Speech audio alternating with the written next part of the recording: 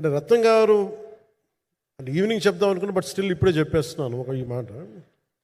త్రివిక్రమ్ గారు రాసిన ఒక డైలాగు అజ్ఞాతవాసిలో, ఒక చిన్నపాటి సౌకర్యం కోసం, ఇక్కడ మీరు కూర్చున్న ఒక చిన్నపాటి కుర్చీ కోసం ఒక యుద్ధమే చేయాల్సి వస్తుంది. అలాంటిది ఒక సినిమాని చేయడం అంటే ఎన్నిసార్లు మినీ యుద్ధాలు చేయాలి, ఆర్థికంగా కావచ్చు, క్రియేటివ్గా కావచ్చు, వీటన్నిటికీ సంబంధించి. అలాంటిది నేను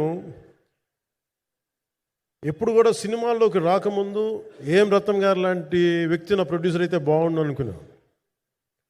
భారతదేశానికి పాన్ ఇండియా సినిమాని, ముఖ్యంగా రీజనల్ సినిమాని జాతీయ స్థాయిలో తీసుకెళ్ళిన వ్యక్తి ఆయన. తమిళ సినిమాని చాలా ఛాలెంజింగ్ తెలుగులో డబ్ చేసి దాన్ని స్ట్రైట్ సినిమాలతో సమానంగా ఆడేంత సత్తా చూపించిన వ్యక్తి. Film industry creative ability, creative potentiality పెంచిన వ్యక్తి. ఈ సినిమా చాలా ఒడిదుడుకులు ఎదుర్కొంది, 2 కరోనా పరిస్థితులు ఎదుర్కొంది.